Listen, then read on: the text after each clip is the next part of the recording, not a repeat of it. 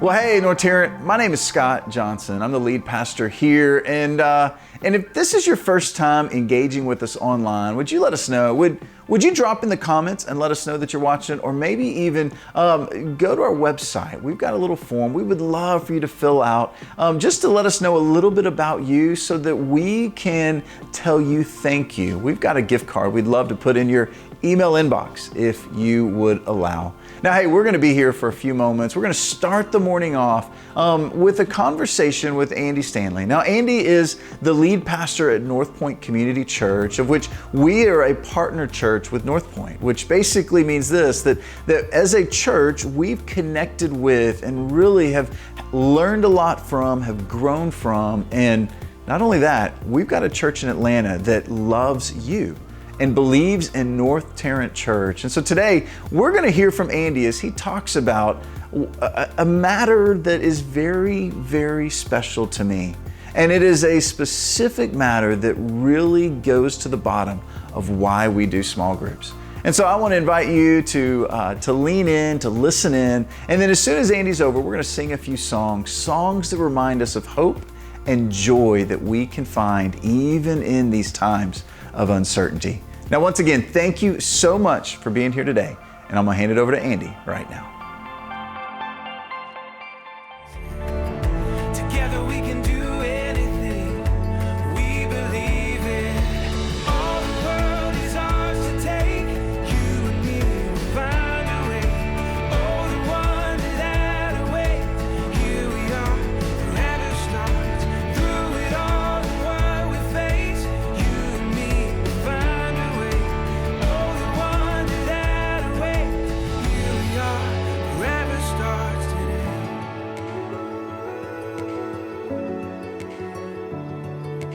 As men, I think we all have something in common. There's an underlying, often I think, overlooked component in our pursuit of success. And to be clear, I don't think this is unique to men, but the successful women I know seem to have a way better handle on this than most of us do.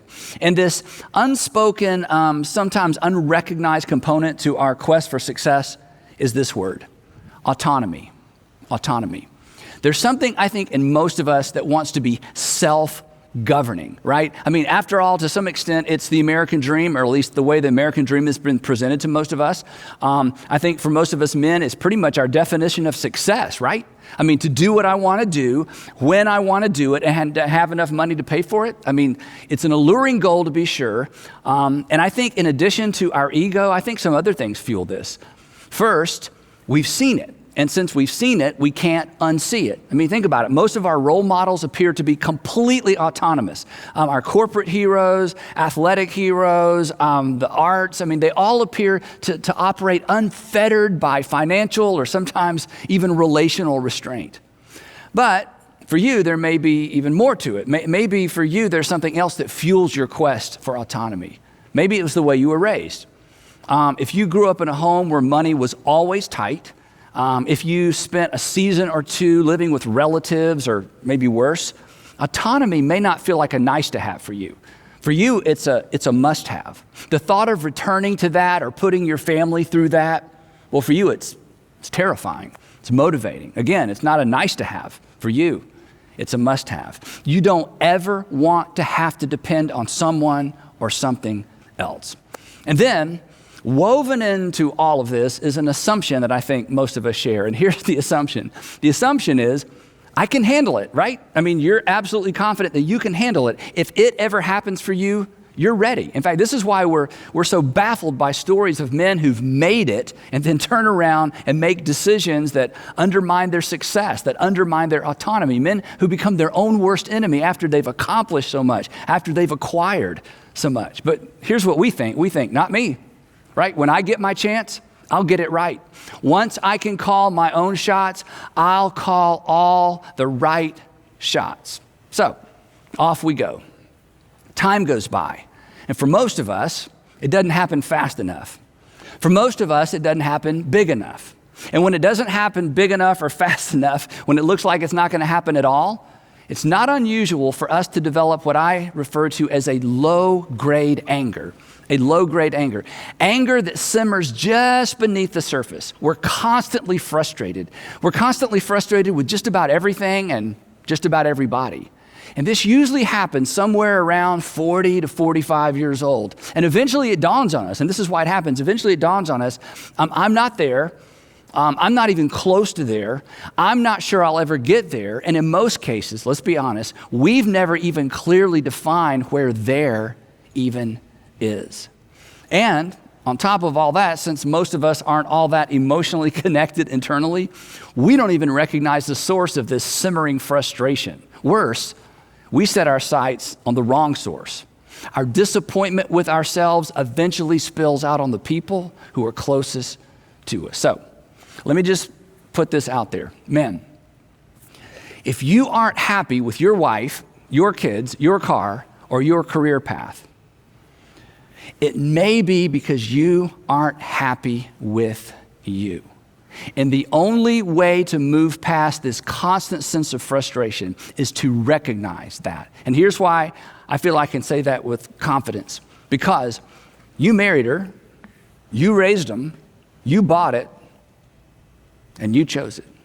Guys, when we get confused about the source of our disappointment, our discontentment, our frustration, our anger, we get lost. And what do most of us do when we get lost? We drive faster, and we generally drive faster in the wrong direction. This is why I think Don Henley and his co-writers got this exactly right all those years ago when they penned these lyrics. He had a home, love of a girl, but men get lost sometimes as years unfurl. Isn't that true?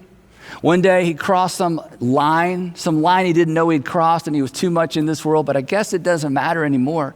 In a New York minute, just like that, everything can change. In a New York minute, things can get pretty strange. You've seen it. Perhaps you've stood at the edge of it. Perhaps you've stood at the edge of it and peered into it.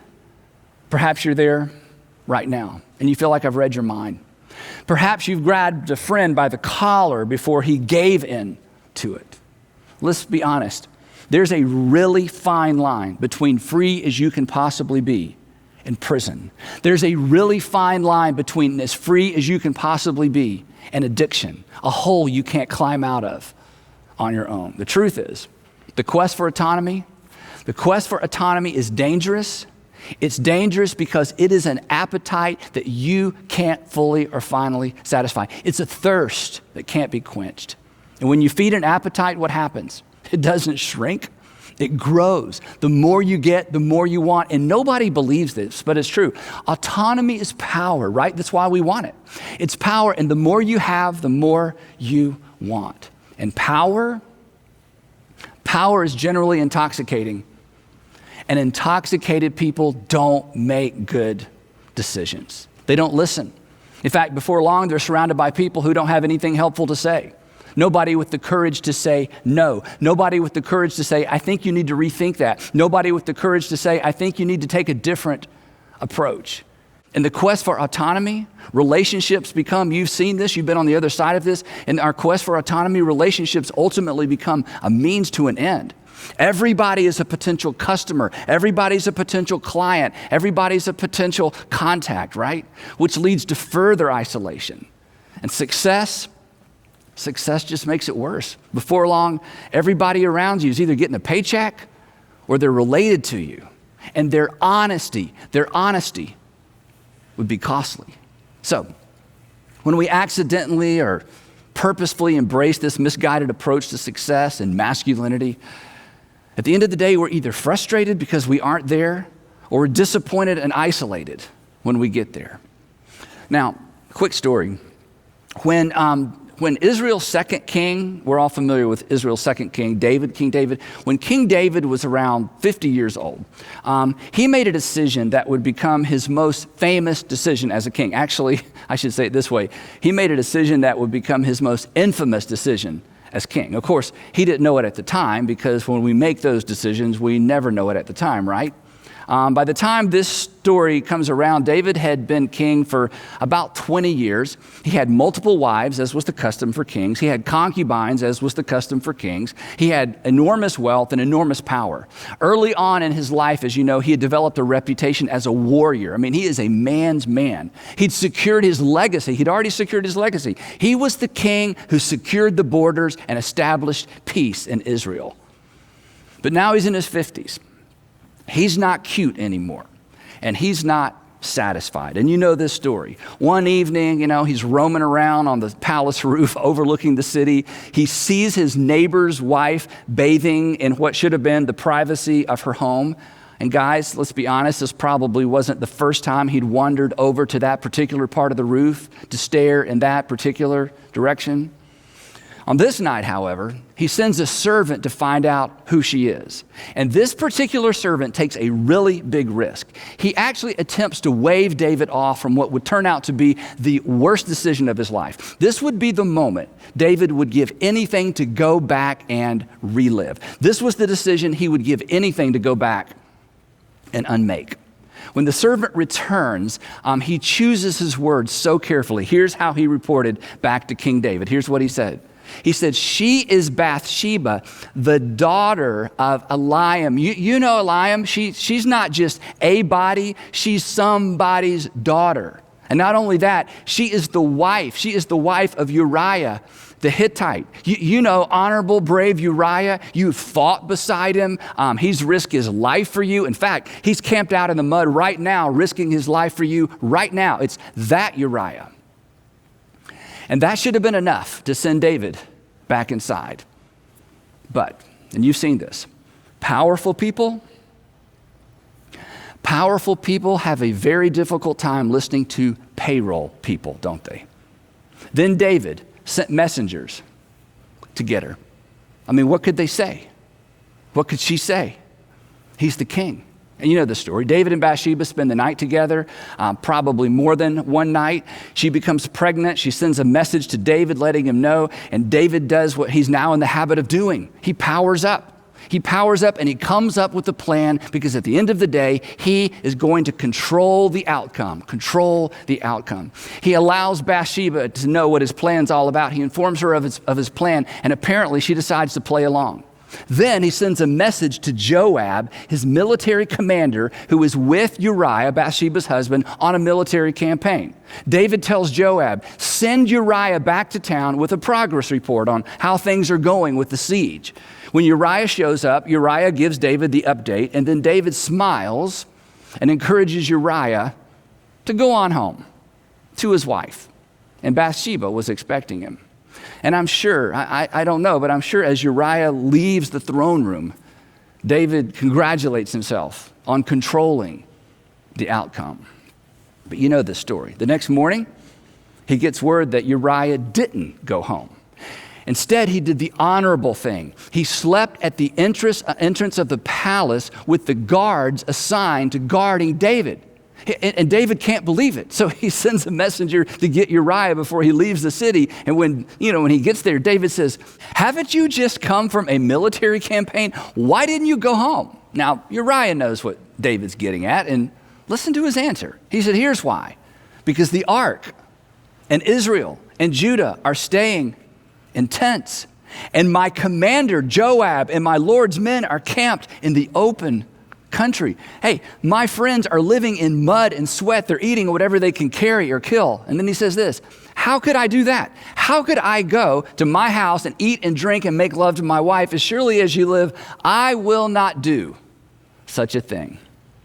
Now, gentlemen, there is a man to take our cues from. Free to go, but out of respect for God and his brothers, he just said no. That's who your wife, that's who my wife hopes she married. That's who you want your daughter to marry. Single guys, that's who you should strive to become. Back to the story. Well, David is so put off by all this. He insists that Uriah spend another night in town. He invites him to dinner. He gets him drunk. He points him toward home, and he sends him on his way thinking, surely he will do what I would do if I were him. But Uriah isn't David. David has lost his way, and he's nothing like Uriah. But in the evening, the text tells us, Uriah went out to sleep on his mat among his master's servants. He did not go home. Guys, when your kids, when your friends, when your wife tells your story, what story do you want told? I've told you this before, but it bears repeating. We write the story of our lives one decision at a time. And certainly some decisions are more important than others, but every decision becomes a permanent part of the story of our lives. And like Uriah, and Jesus talked about this as well, like Uriah, we will be unable to save our lives at some point. But we can preserve our legacy, and we can ensure that our story is a story worth telling. Well, now David realizes that he's been outmaneuvered. And what's interesting, he's been outmaneuvered by a man who didn't even know he was maneuvering. He was simply doing the honorable thing. So then David does the dishonorable thing, the unthinkable thing. He resorts to behavior that in his pre-king years he would have condemned. He resorts to behavior that everybody condemns. And the interesting thing about it is he's absolutely confident that this will remain a secret. In the morning, David wrote a letter to Joab, and he sent it with Uriah. And here's what he wrote. He said, put Uriah in the front where the fighting is the fiercest, and then withdraw from him so that he will be struck down and die. What can Joab do? David is the king. Joab obeys the king. Uriah is killed, along with several of his sword brothers. And when Uriah's wife, Bathsheba, heard that her husband was dead, she mourned for him. And then, after the time of mourning, when it was complete, David had her brought into his house, and she became his wife and bore him a son. But the thing that David had done displeased the Lord. And everybody knew. This was planned in secret, but it did not remain a secret. Here's one of the things we can't understand completely because we live in such different day and age. In households run by servants and slaves, there were no secrets. For household slaves, information was currency. The only person in the dark was David. And what David didn't know was that he, with this one decision, had permanently undermined his credibility and his legacy. Think about this. What else do you know about King David? Not shepherd boy David, King David. And unfortunately, this story is pretty much it. This event marked and marred his reputation. But worse than losing his credibility as king, David permanently undermined his moral authority with his children. This is so important. This is so important. His affair with Bathsheba did not cost him his crown. It cost him his family, and he paid in that area for the rest of his life. The baby dies. Later, his oldest son, Amnon, rapes his half-sister. David can't bring himself to punish his son. He's so lost. So Absalom, David's favorite son, I think his third son, kills Amnon, his half-brother, to avenge his sister's shame. David does nothing once again. He refuses to reconcile or discipline Absalom. Absalom eventually raises an army and marches on the capital city. David is forced to abandon the city. He goes to war with his son. And then against David's instructions, Joab, his commander, slaughters Absalom. Now David's heart is broken again. His dreams for his son and for the kingdom can't come true. Everything else is in shambles. He maintains the crown.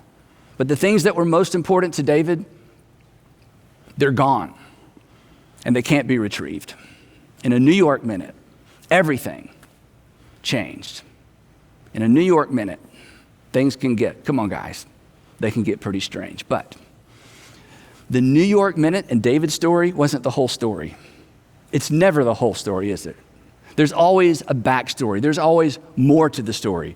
And if you've read this story, you may remember how this entire debacle begins. I skipped that part. It begins like this. In the spring, at the time when kings go off to war, when the weather is good and the crops are planted, David instead sent Joab out with the king's men and the whole Israelite army, his sword brothers, the men who knew him best, the men who rose to power with him, the men who had hidden with him in caves during the days of King Saul, the men who had access to him, the men who knew him before he was king. But David remained in Jerusalem, alone and isolated. I'll let the little people fight. I'm king. I'm entitled. David got in trouble. This is so important. David got in trouble when he isolated himself from the community of men to whom he was most accessible, the king's men. And in his attempt to control outcomes, maintain his autonomy, he paid in the area, listen, he paid in the area where no one can control outcomes. He paid in the area of his family. Gentlemen, autonomy is a myth. It's a trap. It is an unworthy goal.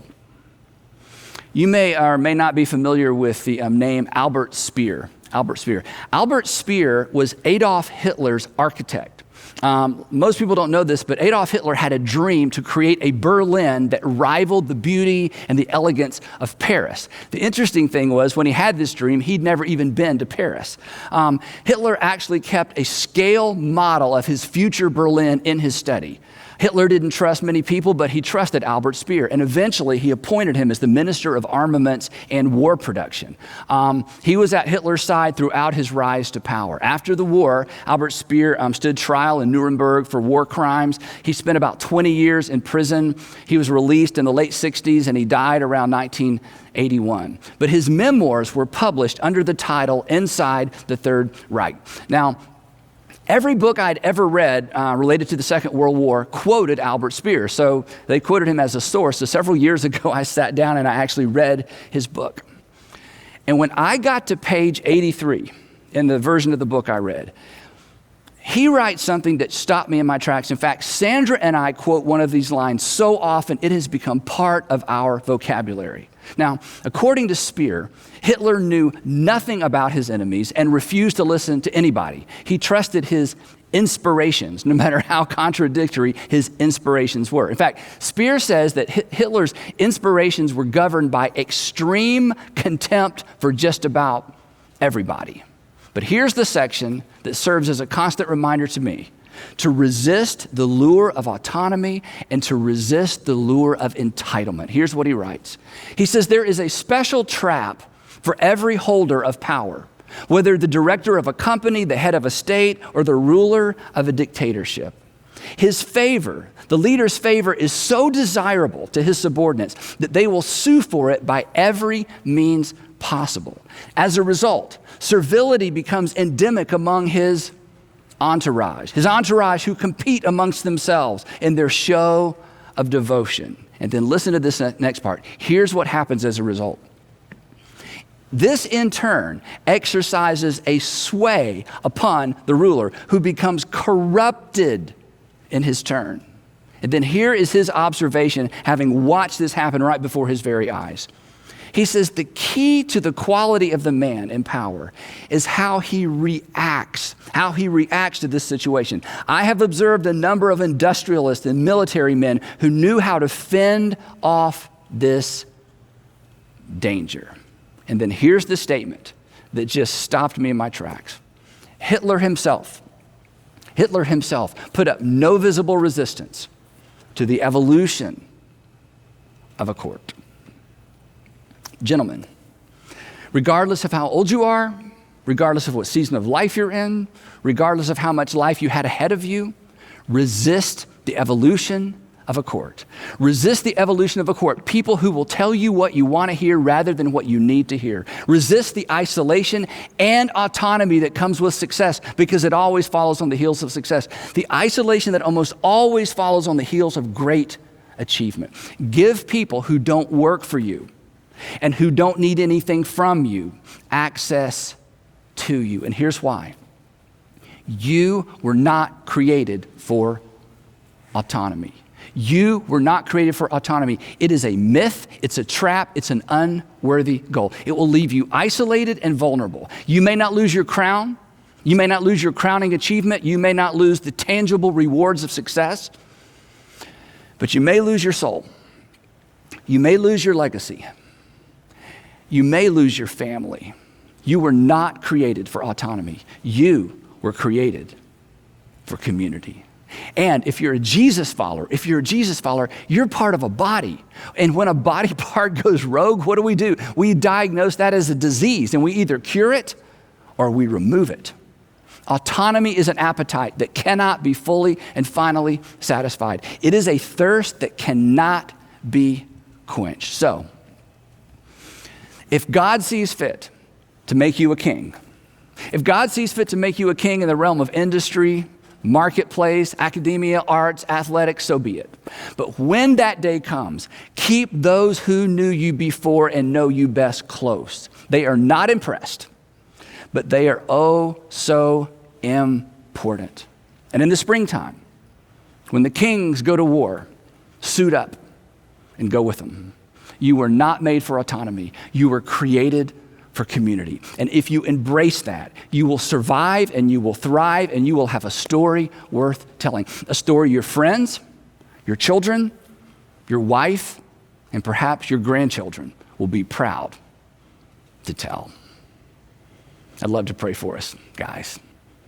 Heavenly Father, easy to talk about, difficult to embrace. Please give all of us wisdom to know what to do with what we just heard. I pray that we would be like Uriahs, that we would be men of extraordinary self-control, men who are honorable, who are known for our honor. So Father, however this lands with us, give us wisdom to know what to do, wisdom to know what to change, and give us the courage to embrace community.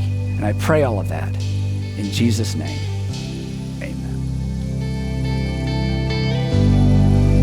Worthy of every song we could ever sing, worthy of all the praise we could ever bring, worthy of every breath we could ever breathe. We live for you.